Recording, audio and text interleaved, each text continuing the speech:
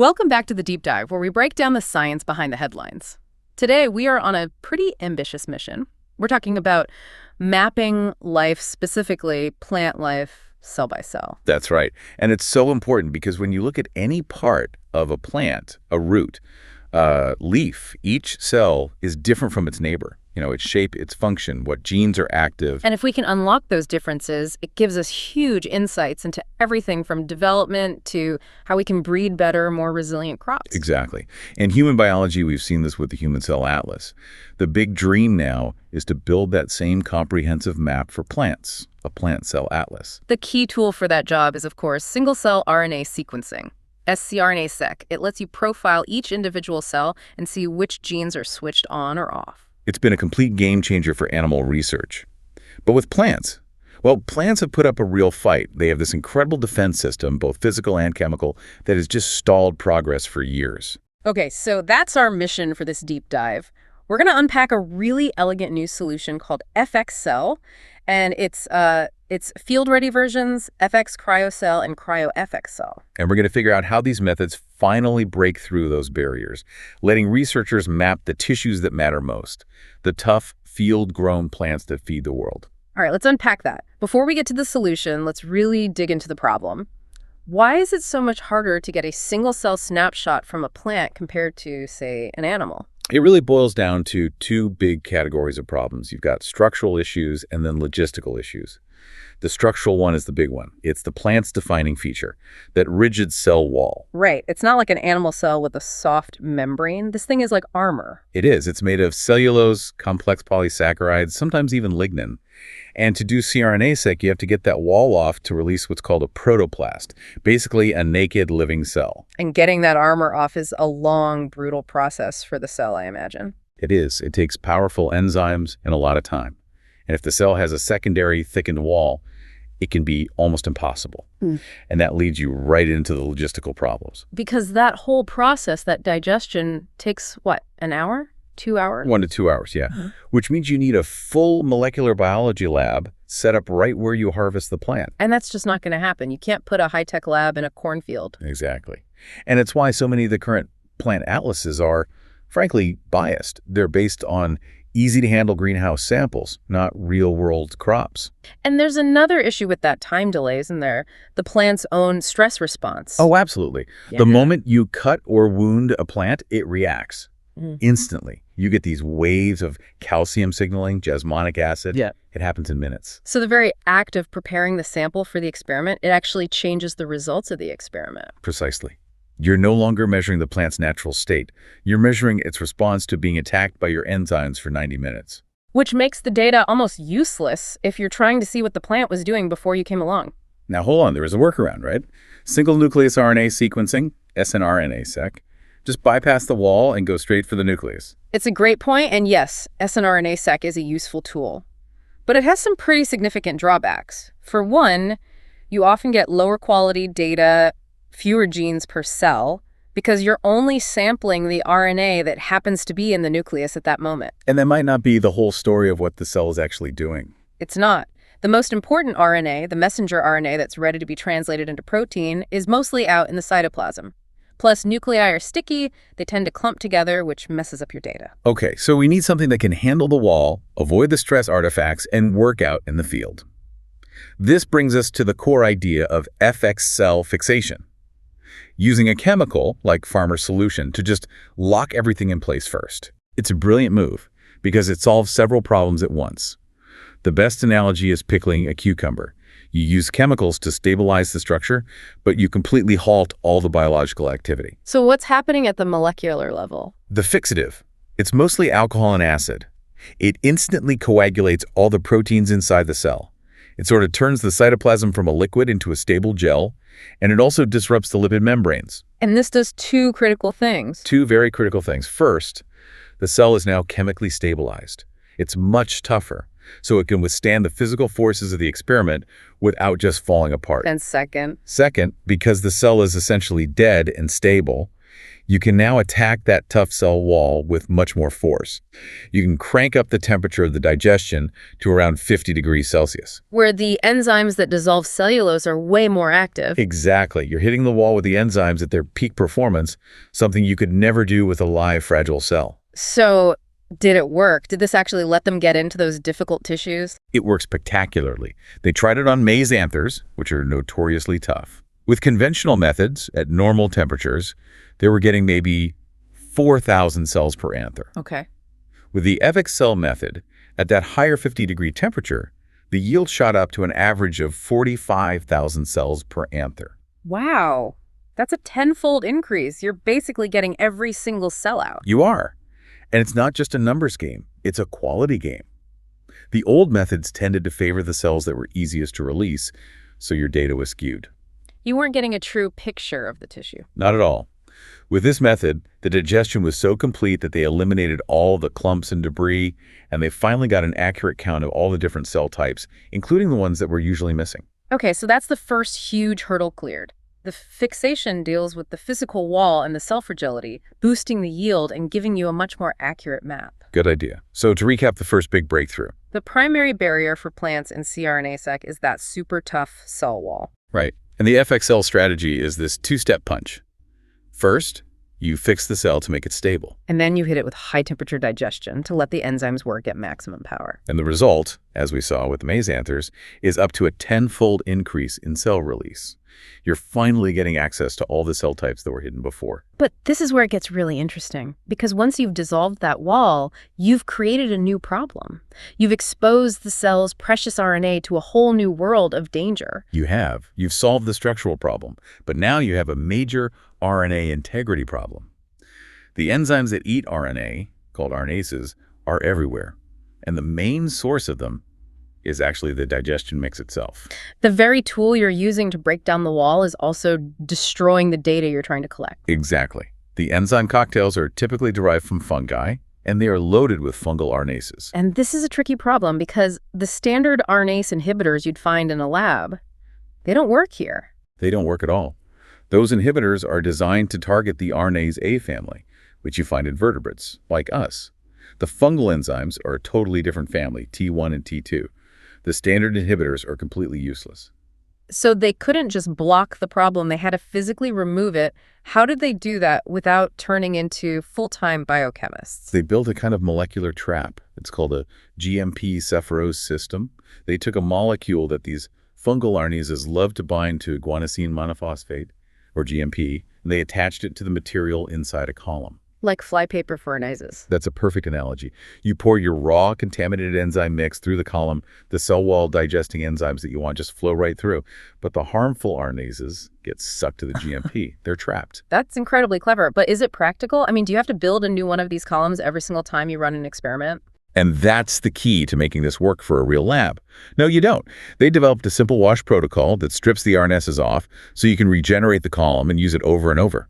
They showed it worked well for over 8 months. Okay, so let's see the proof. Did cleaning up the enzymes actually save the RNA? The numbers are really telling. They use a metric called the RNA integrity number, or IM.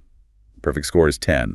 The RNA from the fixed cells, before any digestion, had a RIN of 9.3. Pristine. And after digestion with the normal dirty enzyme mix, the RIN plummeted to 4.1. The RNA was basically shredded. But with the GMP purified enzyme, recovered to 6.7, which is a very reasonable quality for sequencing. It's a huge improvement. Okay, but wait, 6.7 is good, but it's not 9.3. There was still some degradation happening. Where was that coming from? And this was a crucial finding. The problem wasn't just the fungal enzymes of the cocktail. It was also the plant's own RNases, what we call endogenous RNases, that survived the fixation. So the call is coming from inside the house. It is. Once the fixation broke down the internal membranes, the cell's own RNA-destroying enzymes were let loose and could attack the RNA during that high-temperature digestion step. So that forced them to refine the whole protocol again. They moved on to rice root tips, trying to optimize this for the big, high-throughput platforms. What did the final optimized protocol look like? They realized they needed a combination of things. It had to be faster and gentler, but also have more protection. So they cut the digestion time from 90 minutes way down to 30 minutes. Okay. They lowered the temperature from 50 to 40 degrees.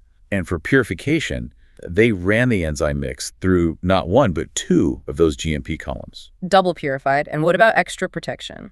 They added what are called competitive inhibitors molecules of tRNA and tri-GMP directly into the digestion liquid to basically run interference and block any remaining RNases. That sounds like a really comprehensive, multi-layered defense. What did that do for the final data quality? It was night and day. Their early runs were getting about 1,200 genes per cell.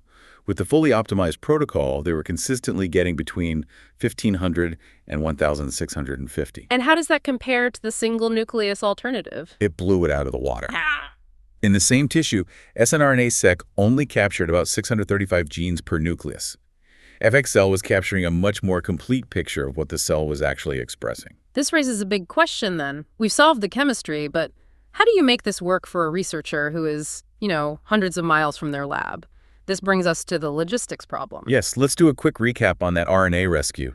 The big threat after you fix the cells is that the RNA gets exposed to those fungal T1 and T2 RNases in the enzyme mix. And the solution is that GMP cephorose column, the molecular flypaper, plus adding chemical inhibitors into the mix. Right, and then optimizing the whole process, lowest time, lower temperature, double purification, dramatically improve the data quality, making it much better than the alternative. Okay, so now let's bridge that gap from the lab to the field. This is where they introduce the two derivatives that incorporate cryopreservation, or freezing. The field-ready options. The first one is FX cryocell, that's fixation, then cryopreservation, then you do the digestion back in the lab. This is the gold standard. A scientist can go out in the field, harvest a sample, and fix it immediately. Locking that transcriptome in that exact moment in time. Exactly. Then they can pop it in a freezer at -80, store it for months, and process it later. And the other option, CryoFXL, sounds like it's for when things are really rushed. That's the one for when you just don't have time to fix on-site. Cryopreservation, then fixation, then digestion. You just snap freeze your samples on dry ice in the field, bring them back, and then do the chemical fixation in the lab. And the most important thing is that both methods worked. The data was consistent. Very consistent. High-quality, reproducible data from both. The key takeaway is that you can now reliably collect and store samples from literally anywhere. The lab is no longer a constraint. So this should have opened the door to mapping tissues that were basically impossible before. What did they test it on? They went after two really tough ones. First, rice tiller nodes. These are the complex joints at the base of the plant that control branching. Yeah. Super important for grain yield. And very difficult to work with. Very. But with FX Cryocell, they mapped over 5,800 cells and could clearly identify all the key structures, the phloem, the xylem, even a root cap cluster, which made perfect sense biologically. And they didn't stop there. They also went underground. Yes, to wild rhizome nodes. Yeah. These are underground stems that are both for anchoring and for setting up new shoots. Using FX Cryocell, they mapped over 9,000 cells and could actually pinpoint the different types of stem cells. Wow. They could see clusters expressing genes for shoot identity and other clusters expressing genes for root identity, all within that same complex node. It confirmed the dual nature of that tissue at a level of detail that was just impossible before. That's incredible. But maybe the most revolutionary application is how this method deals with that experimental artifact we talked about at the beginning, the wounding response. This, for me, is the most profound part of the whole study. Because traditional protoplasting is a wound. It's a traumatic event for the cell. So when they compared a truly intact leaf process with FX Cryocell to one processed the old way, The difference was shocking. The traditionally processed life, even though it was never intentionally wounded, looked like it was under massive stress. Its gene expression profile was full of wound response genes. the control sample was already wounded by the prep method itself. Exactly. Whereas the FX Cryocell data from the truly intact leaves showed almost zero wound response. It gave them a clean baseline.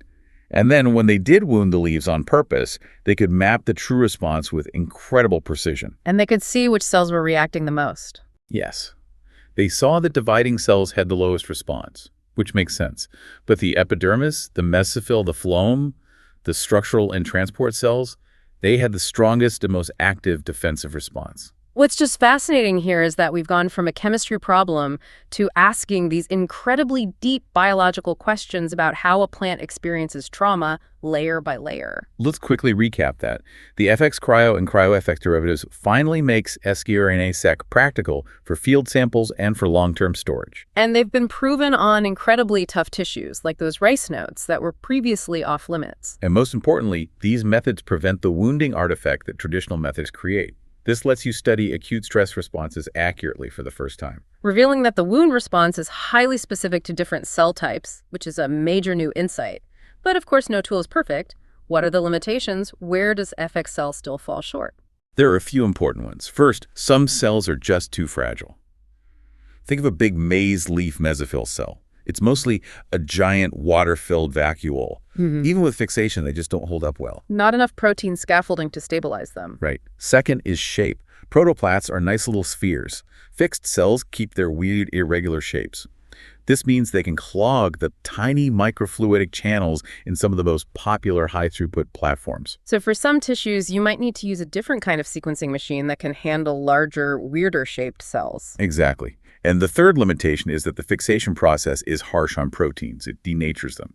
So any technique that relies on recognizing proteins on the cell surface, like FACS sorting with antibodies, is incompatible. So to be clear, FXL doesn't make single nuclease sequencing obsolete. They're complementary. Absolutely. The ideal way to build a complete plant cell atlas is to combine the strengths of both. Use FX cryocell to get that true in-the-moment transcriptome from real-world samples, and use ScRNA-seq for its broad applicability across almost any cell type. And using them together is really what's going to accelerate building these comprehensive atlases for all the crops we rely on, finally bringing plant science up to speed with what's been happening in human biology. That's the big picture. We're finally capturing the true biological state of plants as they exist in nature, under complex, stressful conditions, not just in some pristine, idealized lab setting. We're getting an honest look at how plants actually work. An honest look. What is the plant really doing when it's hot, or dry, or being attacked by pests? Those are the questions we can finally start to answer with confidence. And that really leaves you with a final provocative thought.